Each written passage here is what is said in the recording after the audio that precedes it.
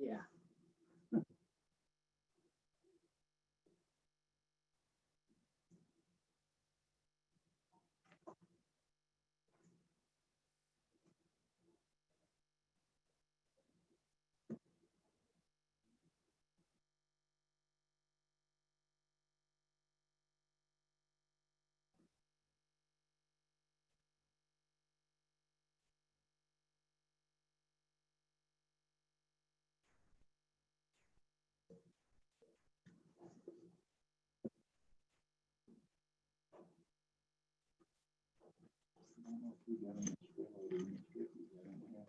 Okay, looks like we are all here and ready to go. So, all right. Mr. Martin, would you lead us in flag salute, please? Got to unmute him, Marty, or he. There you go. I pledge allegiance to the flag To of the United States of America, to the republic which stands one nation, under God, indivisible, justice for all. liberty and justice for all.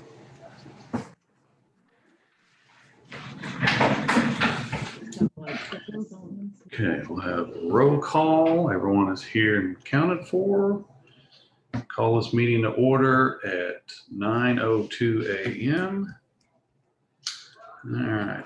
Item 1, approve and amend minutes of regular meeting dated August 25th, 2020. Motion. Second. All right, motion made by Martin, seconded by Russell. Russell, how do you vote? Yes. Martin, how do you vote? Yes. I vote yes. Motion carries. Item number 2, approve payment of claims submitted by county clerk's office. Motion. Second. All right. Motion made by Martin, seconded by Russell. Russell, how do you vote? Yes. Martin, how do you vote? Yes. I vote yes. So motion carries. Item 3, approval of monthly reports submitted by officers. Motion. Second. All right. Motion made by Martin, seconded by Russell.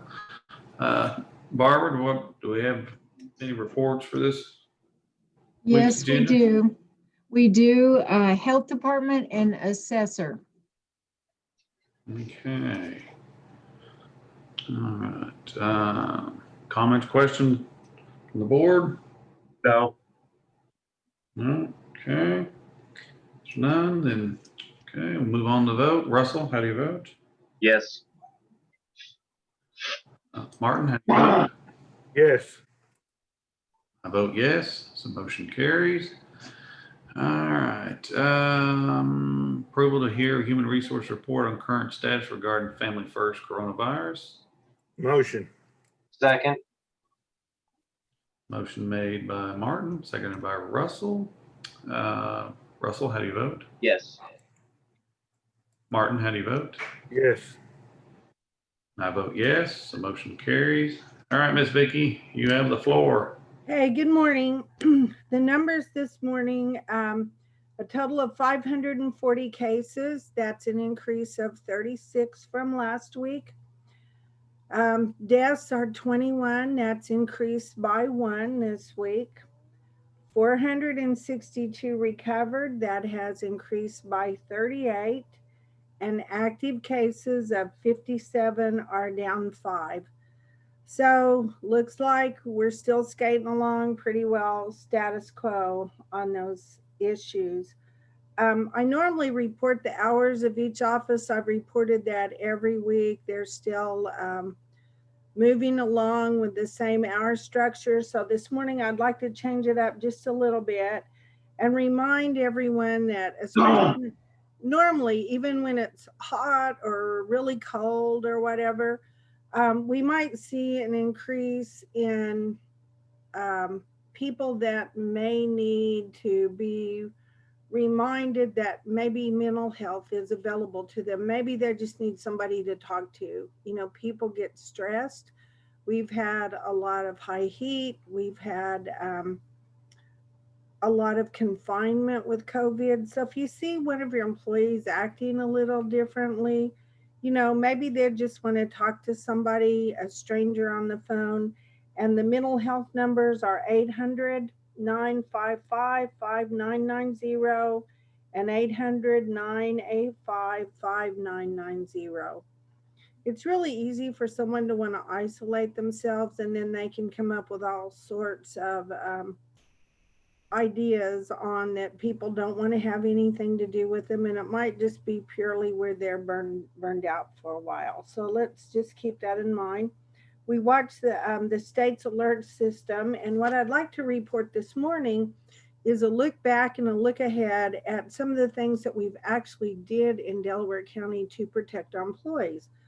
So right off the bat, we provided directional markings inside the courthouse so that we can try to social distance as much as possible. We looked at walk doors, like restroom doors, that might qualify and allow foot openers. And David has ordered foot openers to be installed on those doors.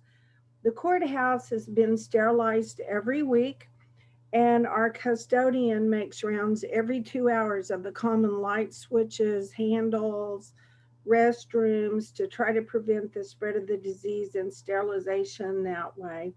So that sounds like not a big deal. It's really a big deal. It's time consuming. Our emergency management director, Travis, garnered the chemicals at no expense. And this would normally cost about $20,000, $15,000 to $20,000 each time the courthouse was sterilized. And we've been successful at doing that with nothing more than paying our labor. We've notified our employees of drive-by screenings where they were available. We've provided information of the mental health helpline. We've held elections during the pandemic. We provided hand sanitizer. They were able to set the booths up for distancing. We had sprayers available so the booths could be disinfected before and after voting. So I'm sure that was a challenge for our election board. We provided immediate notifications and postings of the extended FMLA guidelines when they became available. We notified employees of stimulus payments. We granted furloughs. We had a few employees who felt like they would be safer at home on furlough, and with the extra stimulus money, we granted a few of those. We were able to do that to help them. We made current the notifications regarding Governor Stitt's safer at home and the open up and recovery phases. We've altered work schedules. We've been able to work remotely or at home. The courthouse has been on appointment only. It's allowed essential services to be performed, yet performed more optimally within the courthouse. It's allowed the electeds to plan their workload a little better. We've made electronic and alternative document transmissions available even between offices. The common areas have had to be restricted. We still rotate work schedules, and at times we used essential staff only inside the courthouse. We also watch the health department statistics and the alert systems dailies while, getting our normal work done. We provided notifications of benefits for employees, such as telemedicine at no charge in network. COVID testing was paid for in network by our insurance. We've researched antibody testing and availability and shared that online, and we've made available that if you donate blood, then you're provided an antibody test at no charge while providing a public service. So That was of interest to some of our employees, and we've had some blood donations. Plexiglass has been installed in the treasurer's office, the clerk's office, and the assessor's office. Our judicial department has limited the number of people. Maybe instead of a cattle call type style court, they might allow 10 in the building at a time, and our guard manages that. And I'm sure that there's times that's a challenge for him. We've used Zoom type arrangements and for limited attendance and for in-person meetings. They've used masks and gloves. We've tracked those. I've tracked those on the rotating schedule so that we can capture the time that they have been off that might be applicable under the extended FMLA laws. Emergency management has been resourceful in providing PPE and sanitizer and gaining that, and he provides it to different areas that request it and need that. We've had updates to the commissioners by the health department, Judge Denny, the DA, and others as necessary. And we've made lists for entry into the building for use by the guard. So that's been I'm sure, a challenge for him as well.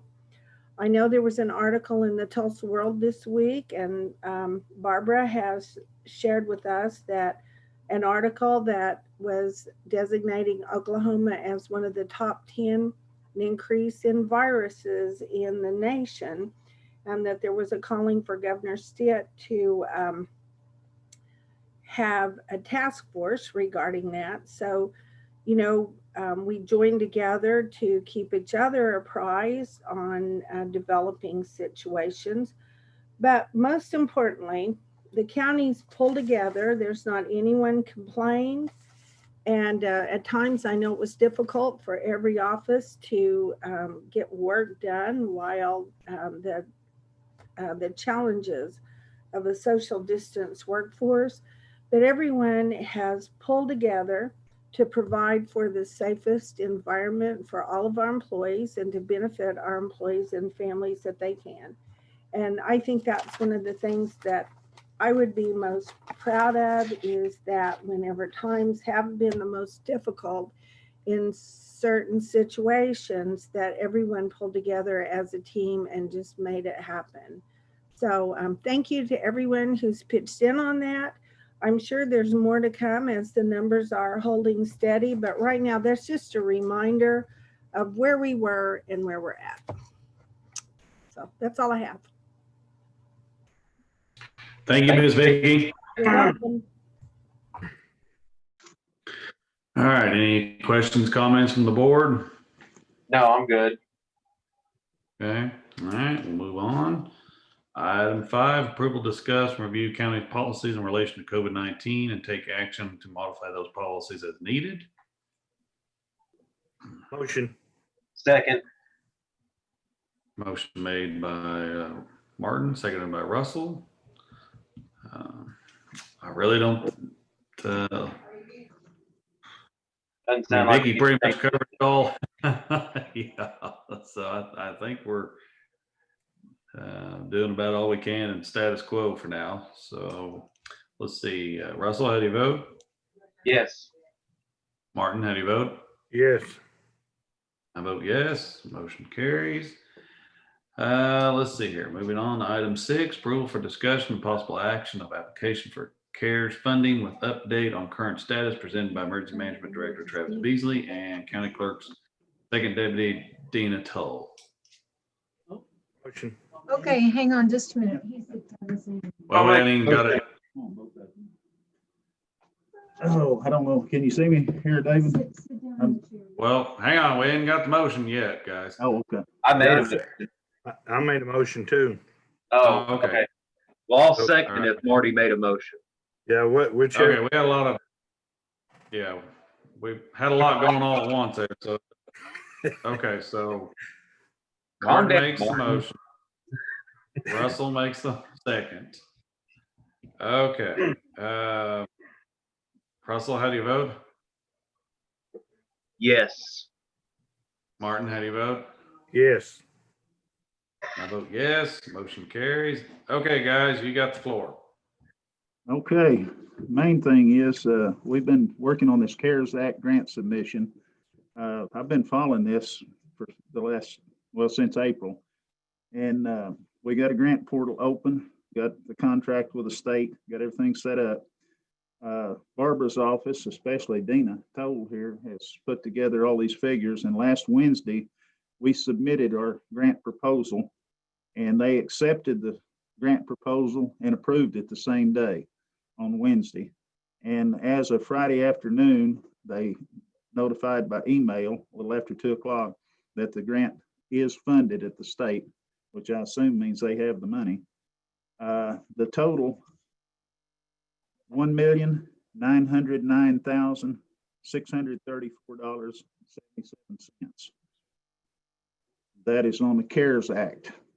And I got to say that this has been a collaborative effort for everybody. I mean, everybody has helped turn in on this, and Dina's put all of it together and submitted it. And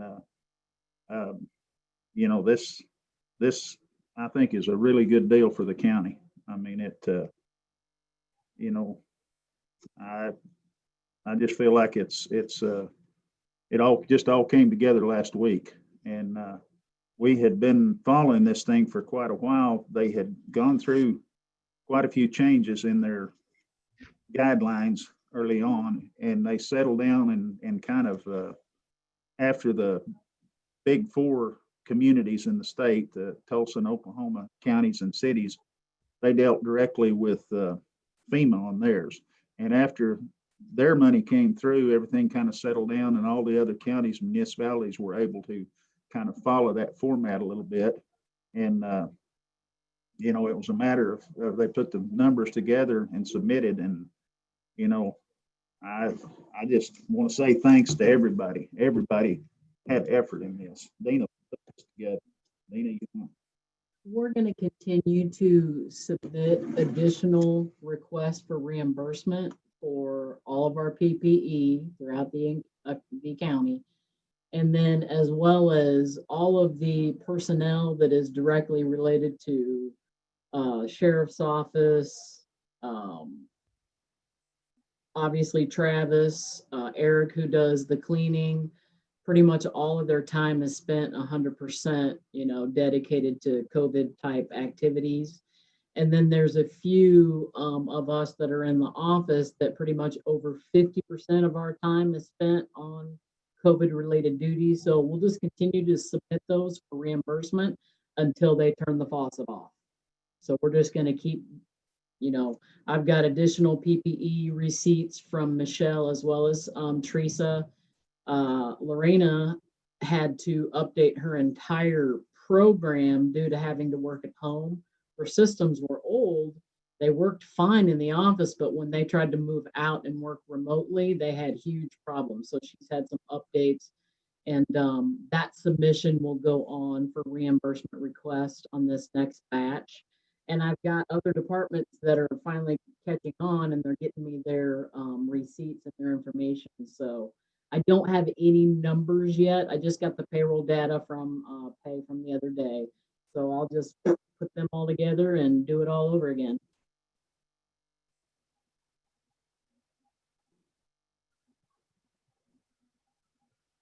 Dina, you speaking of the next batch, what kind of time frame were we looking at on that? Within the week. Okay, excellent. Possibly Monday at the latest. Well, wow. Tuesday. I take that back, Tuesday. Right. Yeah, I know we're gonna forget the holiday. The bank account information was confirmed as well. And so she will receive that into her department. And then of course, Teresa will know where all of those dollars are supposed to go. And then my assumption, that's just assumption, is that those dollars will go back to the departments that, you know, we're reimbursing, because that's what they're, and then after that, they can do what they need to with those funds. Okay. Have we had any outreach with any of the fire departments that might qualify for any of this as well, for their like that they could purchase PPE or We have equipment 100% like of that? the receipts and invoices from Teresa for the fire departments. Okay, And their initial submission was about 23.9. okay, And I've got more of those. And like I said, we'll just continue submitting those. okay. I've got the Very health good. department. She's finally made the connection and got me her receipts for PPE. So those will go on my next submission. And then I got the election board ladies, their PPE and their extra supplies for the COVID cleanup and sanitize, all that good stuff. So their items will go on this next submission as well. Okay, very good, very good.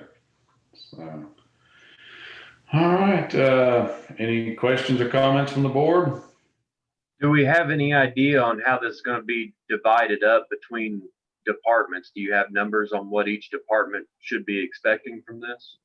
So on this first submission on the sheriff's department, all of the payroll, because those folks are 100% dedicated to COVID. Anybody, law enforcement, health department, emergency management, Eric, the security guy out front, all those folks are 100% dedicated to COVID type of responsibilities. That first submission was $795 roughly. And so like 25,000 would go to Travis department, 19,000 would go back to the maintenance department, 14,000 would go back to the HR department, and then the sheriff's department would be 736, and those are just rough numbers. 736,000? Yes, sir. So commissioners, so I've got 224 roughly for the 3 districts. District 1 roughly is 78, District 2 roughly 81, District 3 roughly 64. And those are purely based on payroll reimbursements. Okay. Okay. What about for like treasurer, county clerk, court clerk, assessor? Treasurer 192, court clerk 202, assessors 292, county clerk 169, and Lorena will have some additional reimbursement requests due to the upgrade on her systems and things like that. So she'll have another submission for that. But then the rest of us are pretty much in the office. There won't be any additional payroll submissions. Just ones that are continuing to submit PPE and then the 100% devoted personnel. And I'm working on that payroll batch now. I just literally printed off some stuff, so I don't have numbers for that yet. So basically they'll go back. I mean, that's my assumption. They'll go back to where they came from because they're truly reimbursing those dollars. And then once they get back into that area, then, you know, those departments can do what they want with those funds. Do you guys have any idea how this money can be spent? Is it going to be restricted where it's only for payroll reimbursement, or can it be Zero used restriction?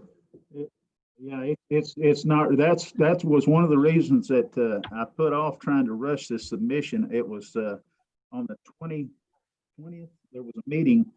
We had a go-to meeting, and up until that time, they had never really told us exactly what we could use it for. But now that this has been confirmed as reimbursement for money spent, when it comes back, each person, as they get the reimbursement, you can put that back in your budget and it's yours to use. Okay.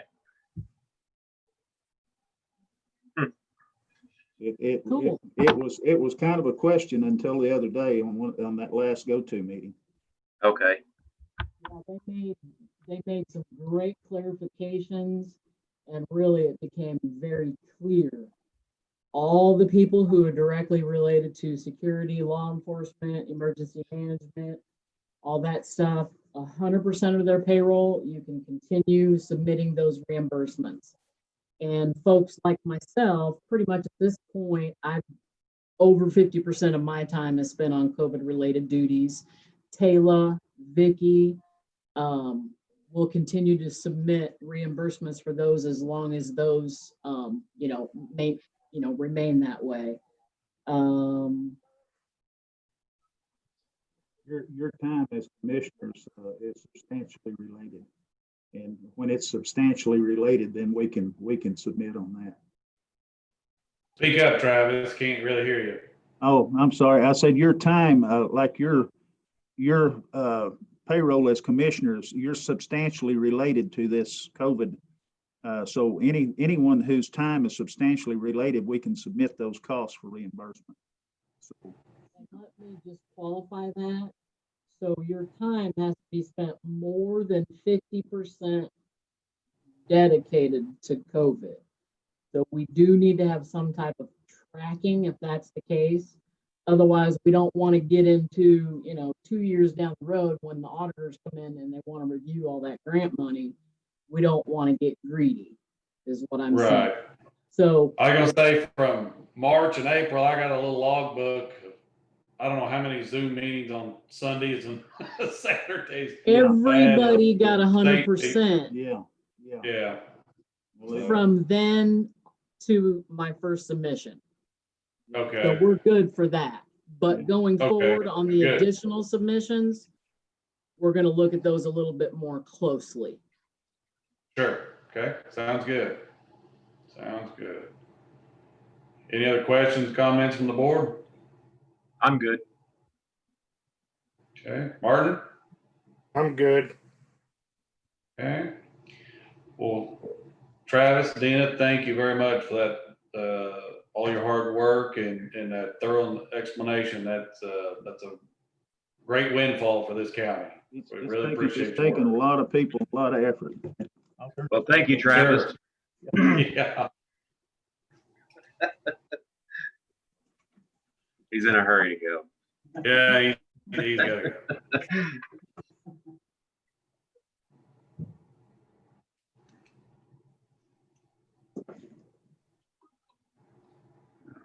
All right, we're moving on to item 7, approval of request by Jail Administrator Murray Gross to purchase 50 jail mats at the estimated cost of $2,407.50. Motion. Second. Let's see here. Motion made by Russell, or pardon me, Martin, second by Russell. Are these like new mattresses or what is it? What are these exactly? I would imagine that's what they are. It seems like about every 2 or 3 years we've got to go through and buy new mats. They get wet, they get cut up, they get torn, they get break down from being slept on so much. So, Type thing. yeah. Gotcha. Okay. All right. I don't know if do we have anybody from sheriff's office or not? Yeah, the sheriff is here. Yeah, I'm here. Yeah, is that what, are these just mattresses, sheriff? Is that what we're? Yeah, I think Russell hit it on the nail. It's just that these guys tear them up and then they get wet from being flooded, and it's just time for some new ones. Sure. Okay, thank you, sir. It's about an every 2 to 3 year thing to buy new mattresses. They just don't hold up. Yeah. Right. Okay. All right. Well, we'll take it to vote. Russell, how do you vote? Yes. Martin, how do you vote? Yes. I vote yes. This motion carries. Item 8, approval request by Jail Administrator Murray Gross to accept donation of prisoner restraint system for the use in the Delaware County Jail. Motion. Second. Motion made by Russell, seconded by Martin. Let's see. Do we still have the sheriff on the line? Yeah, I'm still here. Okay. Could you give me a little rundown on what this is, Harlan, if you would, please? Yeah, this restraint system, I think you told me was somewhere around $1,800 and was donated by the Malone family. Which one, I don't know for sure, but Okay. they wanted to donate it to the jail. And because of the cost involved and the value of it, told him to put it on the agenda for you guys to approve the donation. Sure. Okay, excellent. Any questions, comments from the board? No. Okay. Well, we'll move on to vote. Russell, how do you vote? Yes. Martin, how do you vote? Yes. I vote yes. The motion carries. Item number 9, approval of request by Jail Administrator Murray Gross to obtain it as a donation, 150 trays and 1 cart being surplus by the Tulsa County Sheriff's Office. Motion. Second. Motion made by Martin, seconded by Russell. I think this here is pretty self-explanatory. Unless anybody got any questions or comment. No. Okay, move on to vote. Russell, how do you vote? Yes. Martin, how do you vote? Yes. I vote yes. The motion carries. Item 10, approval to review drug and alcohol testing services agreement presented by Luke Wright for drug testing located in Jay, Oklahoma. Motion. Second. Okay, motion made by Martin, seconded by Russell. Let's see here. Is he on our? He's one of our not on. participants? I'm looking on the list. Mr. Chairman, he's not on, I don't believe, but this is about a copy of this contract that Vicky Cosart had provided to Kenny and myself, and I think it was sent to the 3 commissioners. Yes. Okay. Yep. I was gonna say I received it, so. I did. Okay. Well, before we vote, any question or comment from the board on this contract? No, I have none. Can I have a question?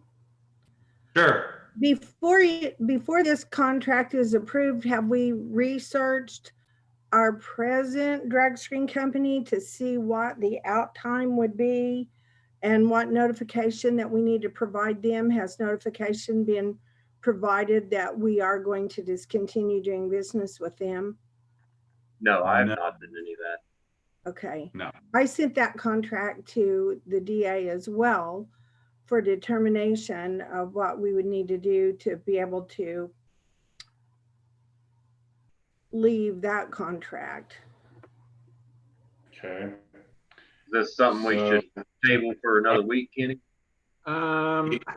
Well, I looked at it, but that's been a week and a few days ago, and now I don't actually remember. If you want to skip that, I'll look through it real quick, and then before you get to the end of the meeting, I can answer that question. Okay. Okay. Fair enough. And Mr. Chairman, it's not an action item, it was review. Well, I was gonna say I was looking at that on our, I was gonna say, I think we got a little latitude there. So why don't we skip it for now? We'll let Kenny take a look. We can circle back around on it here in just a bit and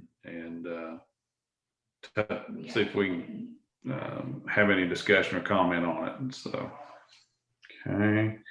Let's see here. We'll go on to item 11, approval to reappoint Gary Buchanan to serve another 3-year term on the Northeast Oklahoma Community Action Board of Directors. Motion. Second. Okay, motion made by Martin, seconded by Russell. Russell, how do you vote?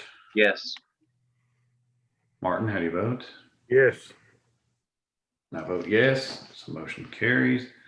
Item 12, approval of detention transportation claim in the amount of $306.98 submitted by the state of Oklahoma Office of Juvenile Affairs for the month of July 2020.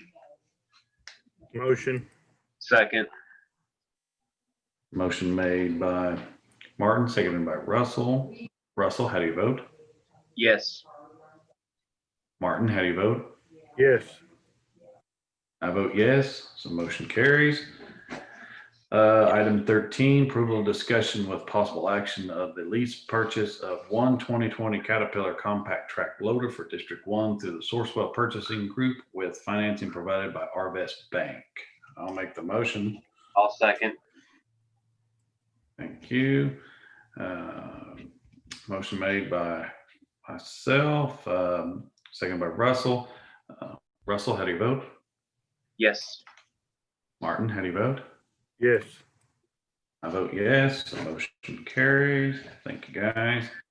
Item 14, approval of the redemption of the Delaware County Justice Authority outstanding sales tax revenue bonds in the amount of $1 million.